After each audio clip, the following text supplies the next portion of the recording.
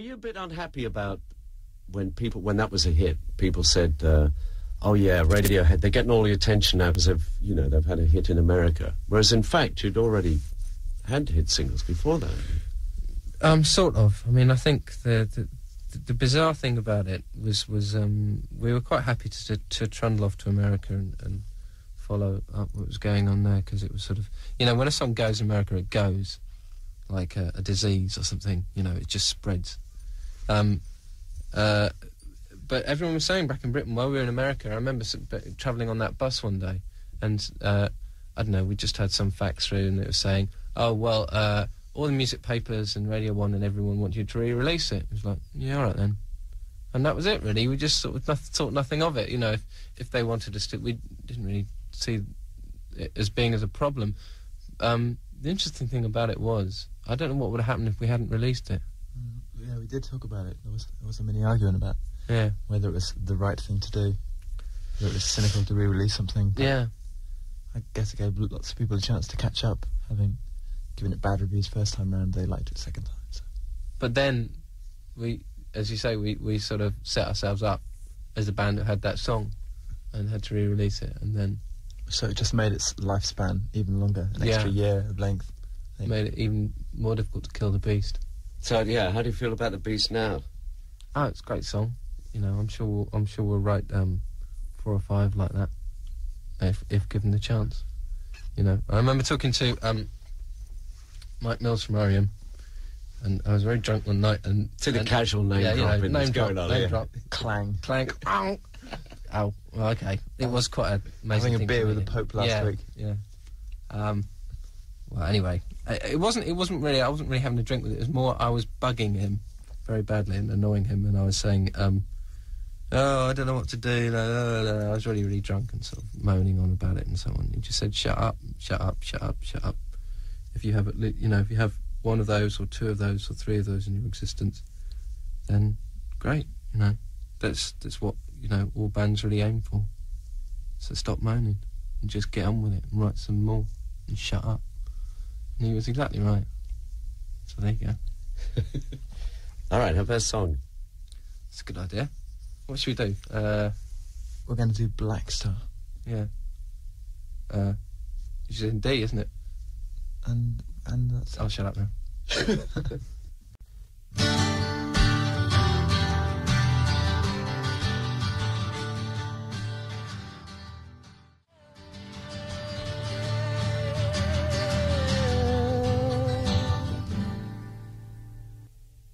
Thom and Johnnie from Radiohead, and that was Black Star.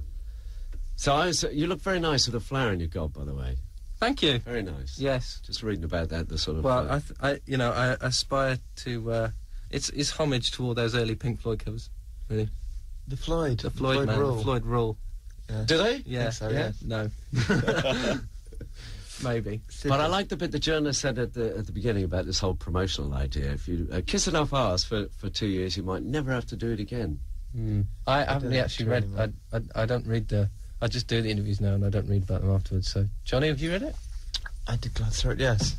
Well, very fictitious said quotes attributed to me about Alaska, which aren't really true, but they were nice things, so I don't mind. That's all right. Yeah. Anyway, sorry. Yeah, no, Kiss just Enough talking Arse, yes. Yeah, about not having to do this promotional malarkey. Well, at least that's what they keep telling us. It's kind of blackmail, though, isn't it, surely? Yeah, it's quite strange. I think there was a day when we all woke up and realised that we, in order to carry on, we really did have to kiss arse. And it was quite a shock, I think, really, wasn't it? Because we kind of got in this to play music, and... Yeah, that's the only real bind. I mean, it's not the people you have to meet, it's just the time it takes of when you should be really doing more musical things. That's the only problem, really. Quite a ridiculous situation to spend more time talking about what you do than actually doing it, which I find completely bizarre. Ronnie, what do you think? Yeah, the luxury we're aiming towards is just time to just tour and just record and write songs and not do anything else. But just like the Floyd, man. And the Zepp, the Leds, I believe. Yeah, Zepp roll as well. I believe they do. Yeah. So, I don't know. I think a bit about AWOL at one point, didn't they? And then Floyd, they came back. Just Floyd. Yeah, just the Floyd, man. Next live song? Oh, all right then. Okay, we're going to do Street Spirit, which is in A minor, isn't it?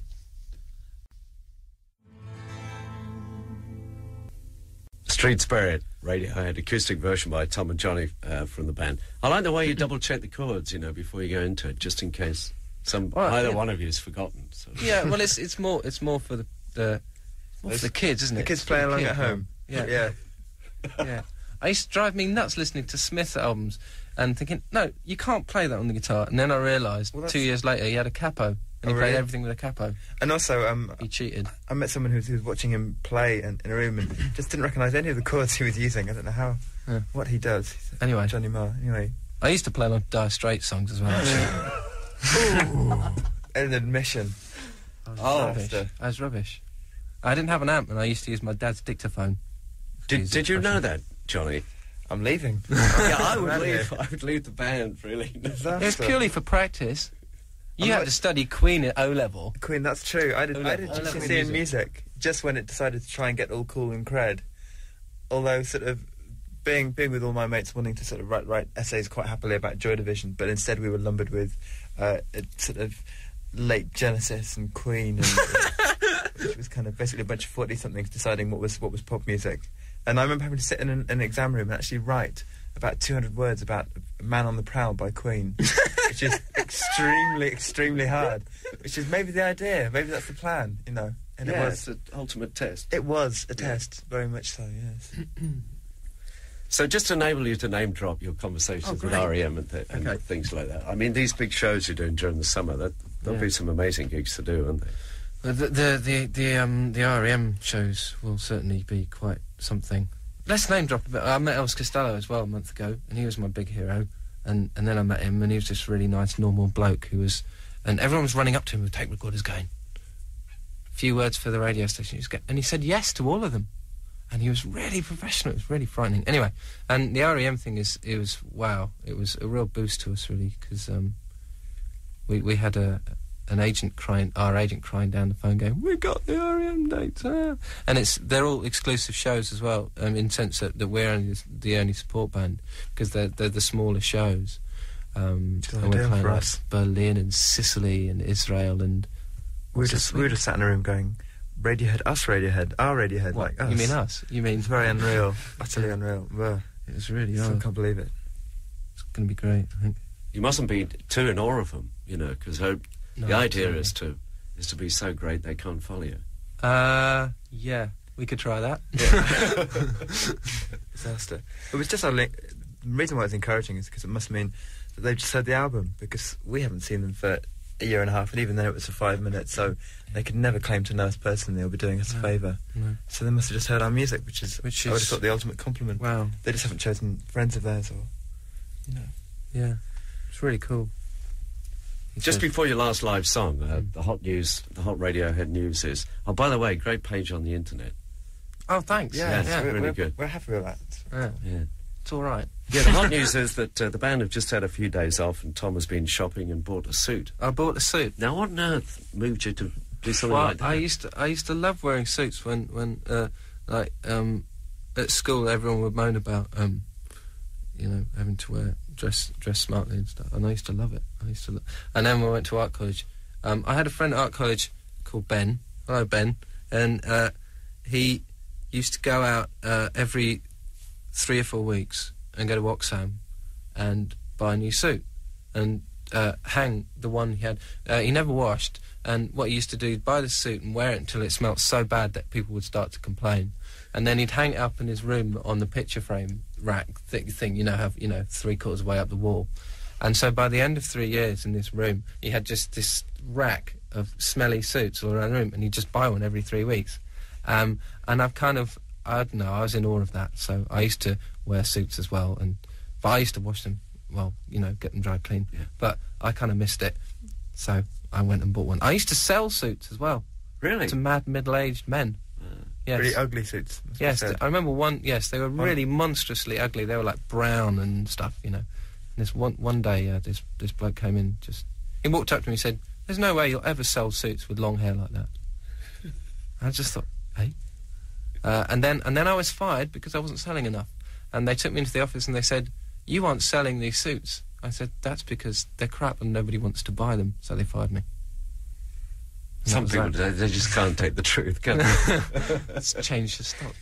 Anyway. So they are, Johnny, now we know. Strummed along to Mark Knopfler and Terry wearing a suit a lot. I want your confessions now. You've got to give me a Destroyed the whole confession, band in just one short stab there. Oh, dear. Haven't you?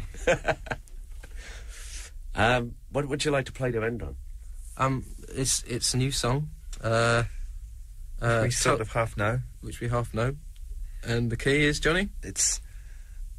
Let's think. It goes D minor, G sharp, and then D major, doesn't it? So what would you call that? I don't know. Who knows? But it's called Subterranean Homesick Alien, in deference to Sir Bob, Saint Bob.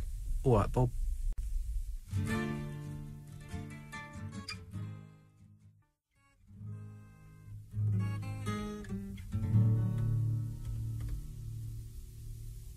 A new song from Radiohead, Thom and Johnnie, with Subterranean Homesick Alien. So the proper thing starts soon, doesn't it, which is playing live? Yes, at last. The publicity machine grinds to a glorious halt, and we actually go and play to people in America, Boston, Providence, I have no idea really, then Middle America, and we all get lost, and then we go to Japan, and then we go back to America, and then we do the REM dates. And we're all living on a bus again, and I can't think of anything else. Think of something else. No, I'm just looking at the wistful look in the eye, you know, the idea of just being back on the road again. Ah, the open road. The open road. Yeah. Yes, definitely miss it actually. Fed up with talking about it now. Would like to do it. All right. Thanks for coming by this afternoon. Thank you. Thank you.